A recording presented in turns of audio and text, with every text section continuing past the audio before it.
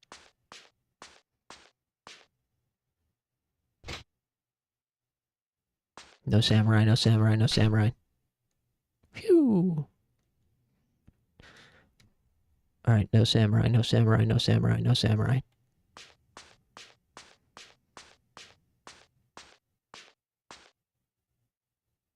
Phew.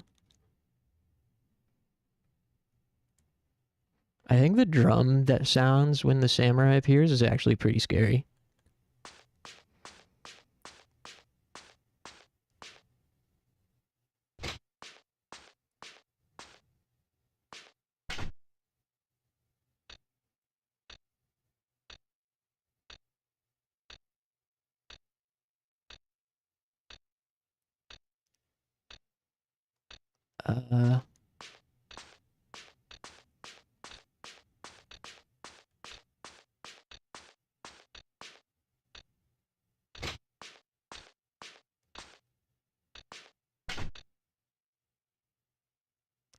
The hell?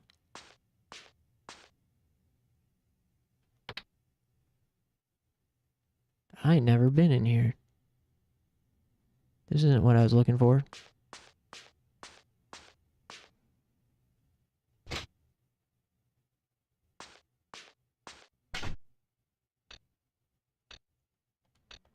The fact that there's like no music at all is actually pretty unnerving as well.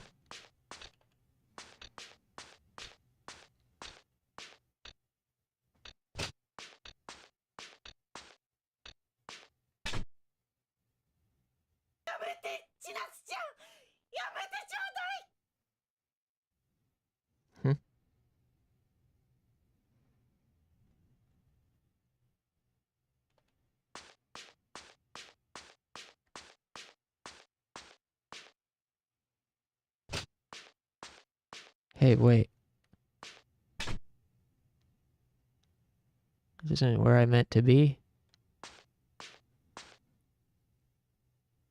I don't like that camera angle.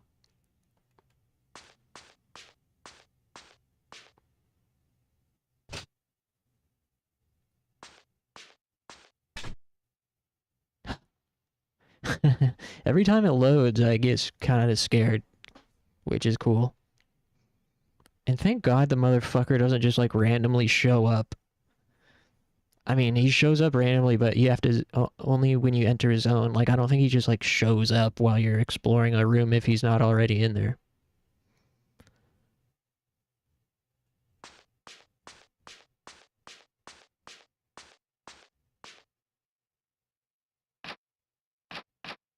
Locked.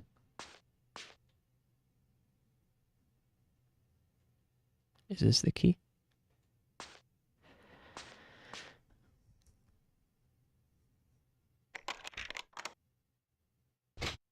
Nice.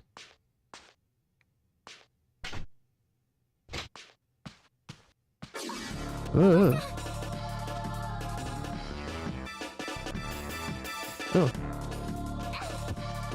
Damn.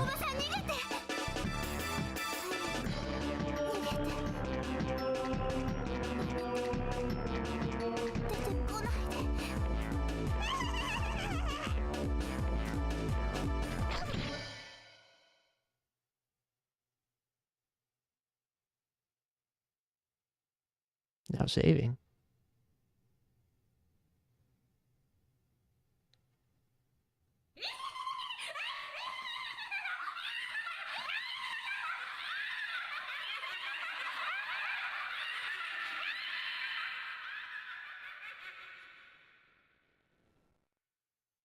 What?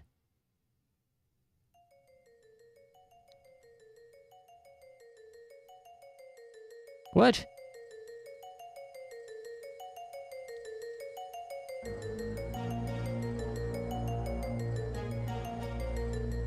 Alright, well, we beat the game, apparently.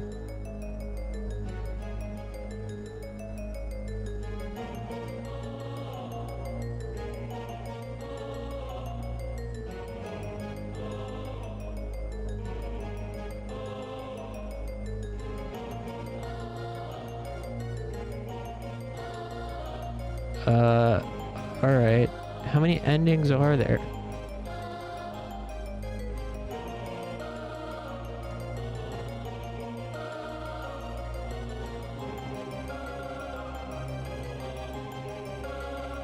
There are 13 endings?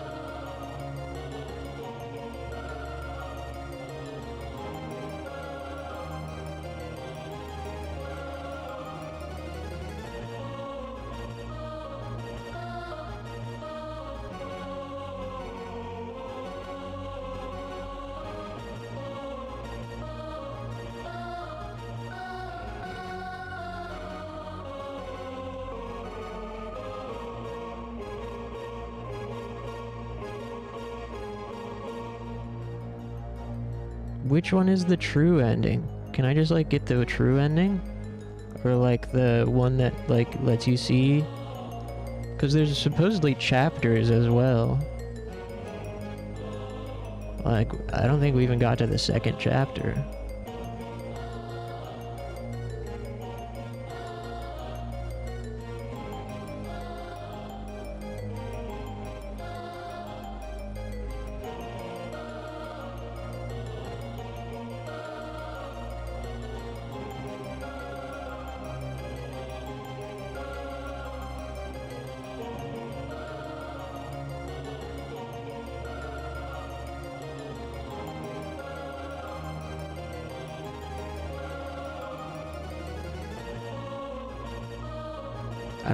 I don't really care about seeing every ending and having to start each time.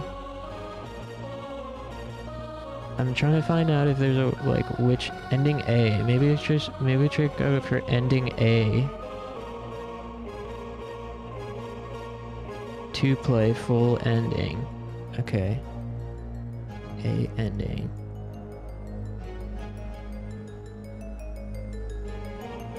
This game only has one FMV ending. That is for ending A.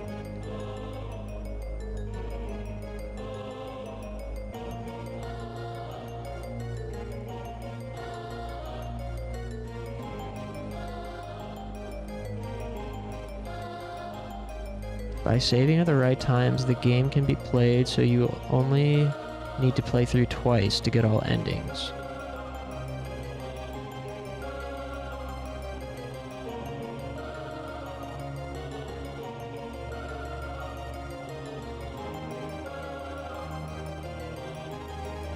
Alright, this is kind of neat, I guess. Wow, ending A is a lot longer. 3 chapters. Wow, the Rapture ending A is way longer, so it's like the actual game. Okay.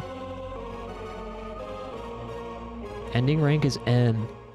M for... Mogged.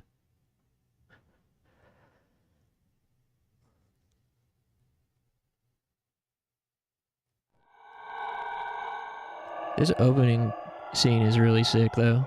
I'll watch this again.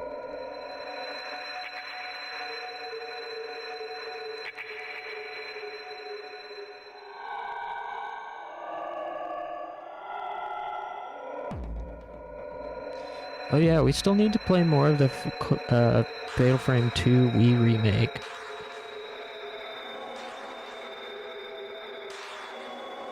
The first Fatal Frame 2 remake.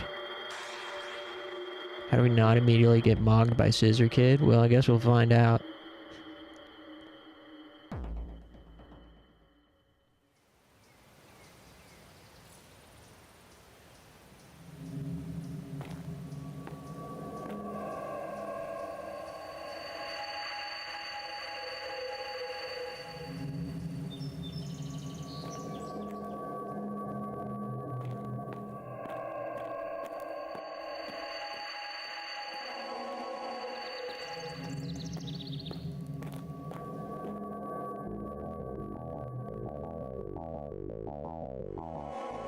This feels like a Tekken opening almost. This music is like very Tekken. She looks like a Tekken character.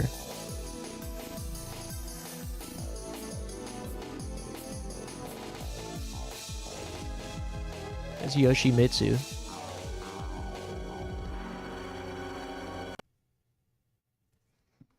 Tekken rules.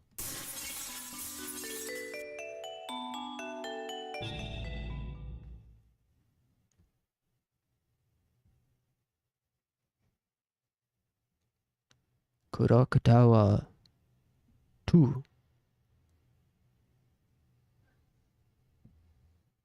夜には着くそうだ。さっき電話があったよ。あなた、大丈夫なの？簡単に引き受けたりして。子供たちには事件のことは内緒にしてある。大丈夫さ。もうすぐ秋代も帰ってくる。そんな不安そうな顔を見せるな。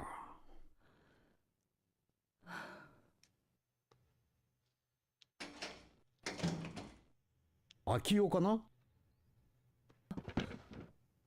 私が見てきます。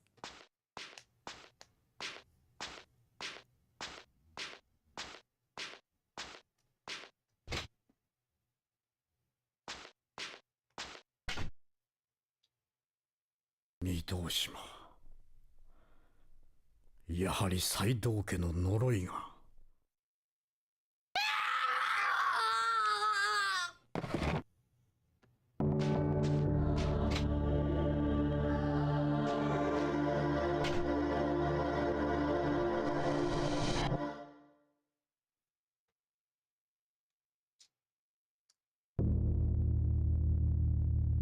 Chapter 1 Yellow Cursed Doll. こんにちは。東京のゆうです。東京のゆうです。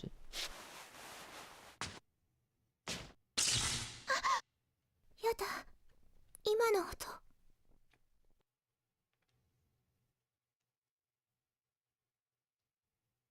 Filling up my jewel real quick. Hold on.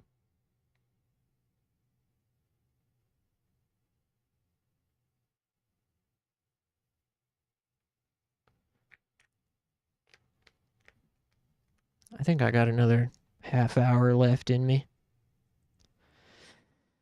Oh man, I'm so relieved to not be working tomorrow.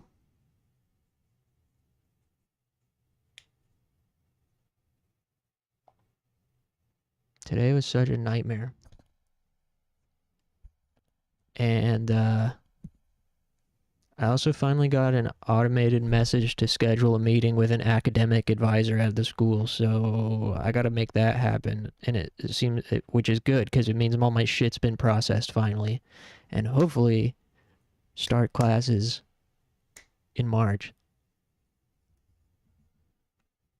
Pray to God. Alright.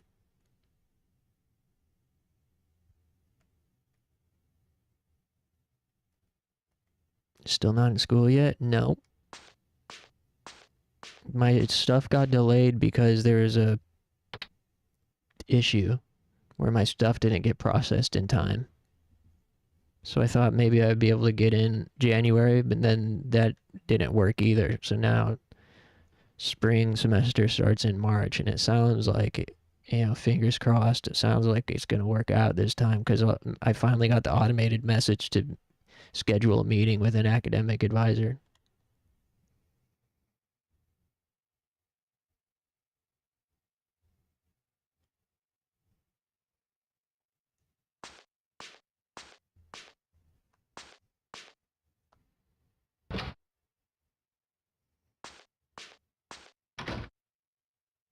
Ugh.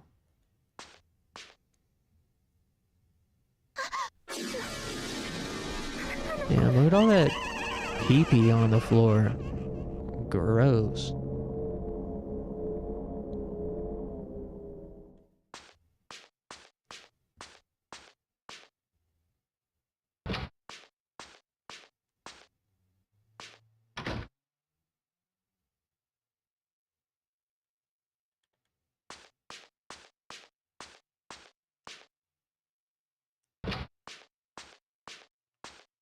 But yeah, I do got a couple phone appointments tomorrow, so I do have to wake up, unfortunately.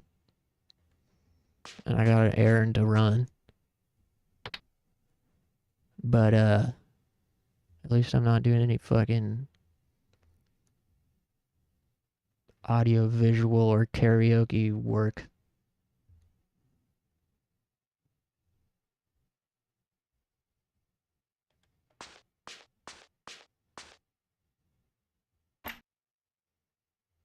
どこの鍵かしら? Today was so whack because it should have just been an in and out job. It wasn't even karaoke involved. It was just just setting up a PA system and a TV. Big TV though. And but I got there and they're like, there's no elevator, and I had to go up 2 giant flights of stairs, carry everything by hand. And then when I got up there, they apparently had ordered a 65-inch TV, but we only had a 55-inch TV. And I told the coordinator that last week. He was like, do we have a 65-inch TV? And I was like, no, we only have 55-inch. And he's like, okay, well, can you bring a projector screen in case it's not big enough, the TV? I was like, shouldn't you tell them that, like, they aren't getting a 65-inch TV? But anyways, I get there, and the guy immediately clocks it, and he's like, hey, is that a 65? That doesn't look like a 65-inch TV. I was like, it's 55. It's the biggest one we have. He was like, pretty sure the order was for a 65-inch. I was like, yeah, well, this is the biggest one we have, so if they told you differently, then they fucked up. And he was like, okay, well, I don't know that it's big enough. And I was like, okay, I have a projector screen. Do you want to see that? He said, yeah. So I ran all the fuck the way back out to my car, bring in the projector. It's too bright in the room, and the projector looks shitty. The TV was big enough, by the way. I think the dude was just, like, spiting me. I think, because after we had tried the projector and I said the TV back up, his higher up was like, it looks good. The TV looks fine. Which it did. It was like the perfect size, to be honest. So I did all that shit, and then there was audio problems, like their computer wasn't pumping out the audio. I was like, fuck. Why? I don't know why. And I ran back out to my car, grabbed a dongle, tested using my phone. There was audio coming out. So I was like, okay, well, it's not the mixer or the audio cable, because clearly it's your laptop, buddy. Then somebody came in and adjusted a setting on the presentation software, and we got audio. And the client was like, okay, I'd say that was 60% my fault. I was like, 60%? Hey, I did my job here. I don't know what your laptop... I don't know your laptop. And so all that shit took me like 2 hours, and it should have taken me like 45 minutes. And then I finally go out to my car, and I've got a fucking parking ticket for $95. $95 parking ticket. I'm hoping my work or the client will cover it, because they're supposed to cover parking anyways. They agree to reimburse for parking. So hopefully that also counts for a fucking parking ticket. Yeah. It's just fucking rough. Should have been in and out, but it was like a whole ass thing. And I had to catch slack for the TV. The guy was like, I want to, tell the coordinator I want a discount. I was like, bro, it's a 10-inch difference on company dime. You want a discount? How much more do you pay for 65 versus 55? You wanted like $50 discount on the company dime? Come on, bro. I know you're not personally paying for this. The company is. It's just being difficult. I mean, he was nice enough, but he was also just kind of like, I don't know, a hard ass for no reason. But he was also like compassionate at times too. He's like, I get it. And I was like, yeah, things always work at the very last moment after you've sweated your ass off. Anyways, sorry.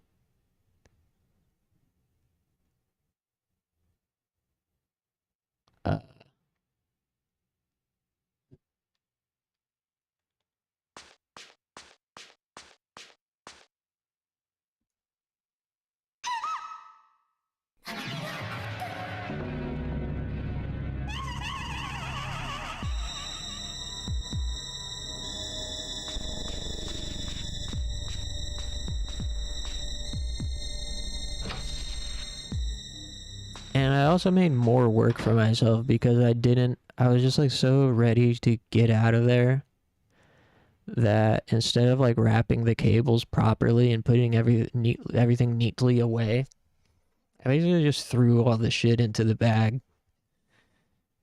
And now I've got a lot of work to do for myself when I finally go back to the warehouse later this week, I guess. I don't know.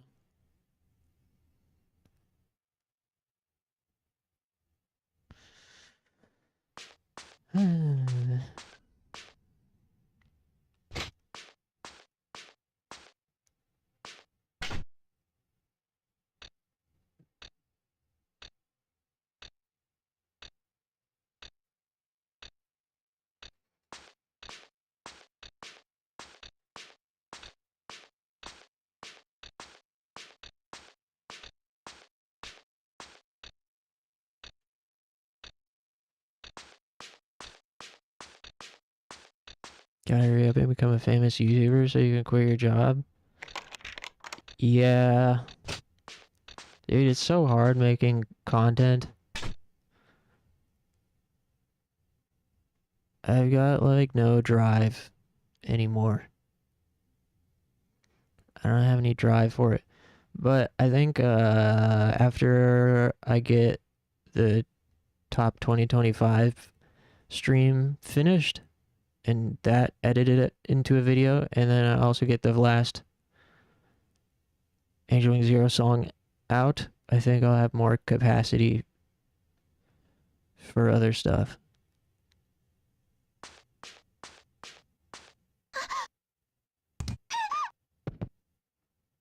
I just haven't had the mental space. And there is like hella VODs that could be edited. Like, I haven't done a VOD edit in months. And since then, there's been so many discussions and topics on stream that could be made into videos. Like just VOD edits or whatever. So there's a lot of stuff to work with at this point on that front. But ideally, I would make some video reviews or video essays or fucking ASMR. I gotta get into ASMR. That's where the real money is.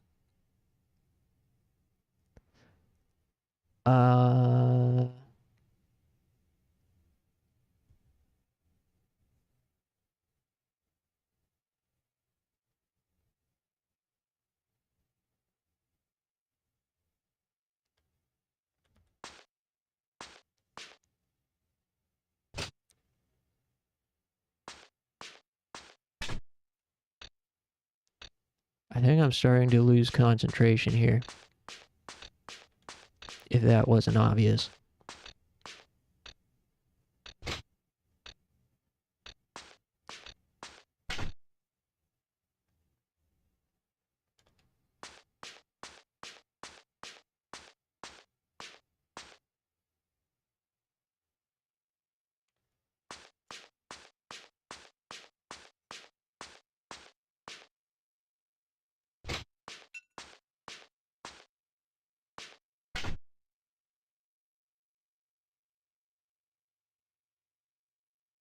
We were never concentrated to begin with. Yeah, I suppose you're right.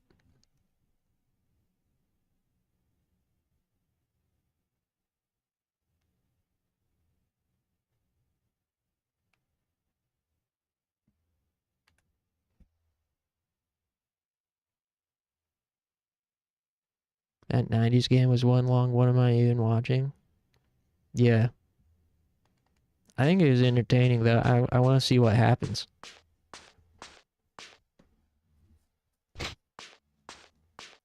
I don't know what's on the agenda for tomorrow. I gotta play more Kingdom Hearts 3 at some point. And, I don't even know what else we've been playing.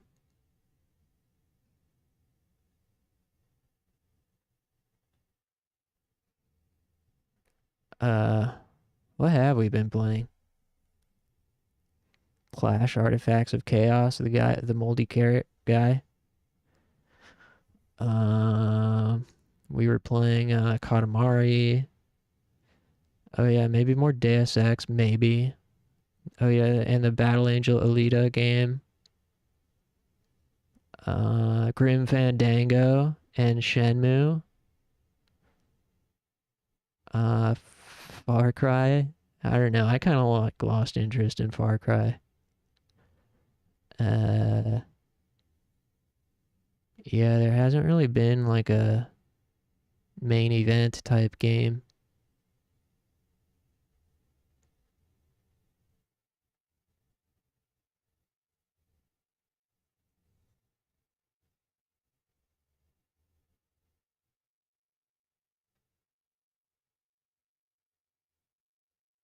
We could play The Ring on Dreamcast. Oh yeah, The Ring and Ju-On. Do a classic J horror games night. Could always play Fortnite. Yeah, Fortnite, Undertale, Five Nights at Freddy's. I think Undertale might still be on PlayStation Game Pass. Ninja Wing Zero. Does Ninja still exist? I feel like that guy's like fell off in terms of relevance. Ain't nobody talk about Ninja no more.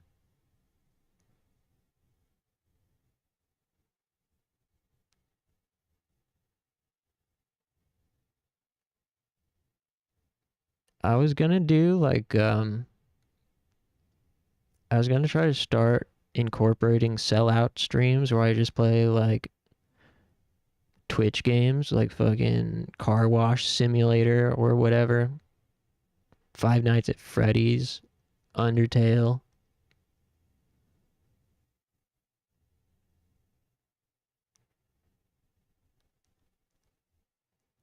They added Hollow Knight to PlayStation Game Pass. Hollow Knight's the type of game I'd never play, ever. Every game has to be fucking a Metroidvania, or a Souls-like, or a Runaway and Hides horror game, or a roguelike. I hate when a game has like a cool cover or art on the digital storefront and then I click on it and it's a fucking Metroidvania. He doesn't even dye his hair blue anymore? Oh man, he's changed.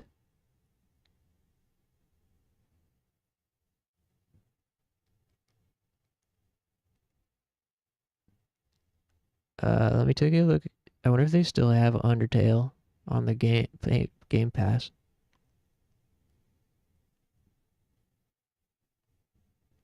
Undertale is also a game I would never play, but people want to see it, I guess. They got WWE 2K25. They got a bunch of other trash.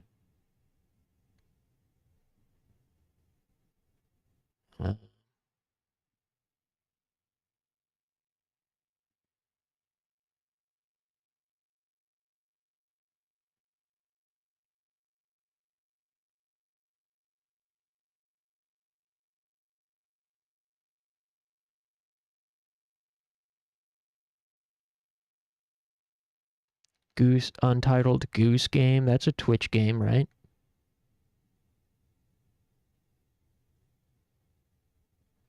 Damn, they took off Undertale. Undertale's not on Game Pass anymore.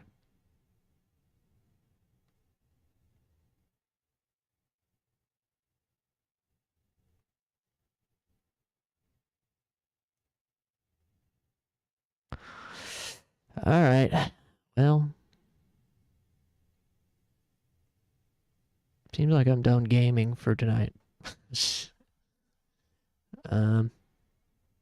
Thanks for hanging out, everybody. Tomorrow, maybe we'll play more of this. Kingdom Hearts 3. Fucking, whatever other shit I was talking about earlier. Thanks, Talon. Moldy. Thanks, Clover. See you. Funky.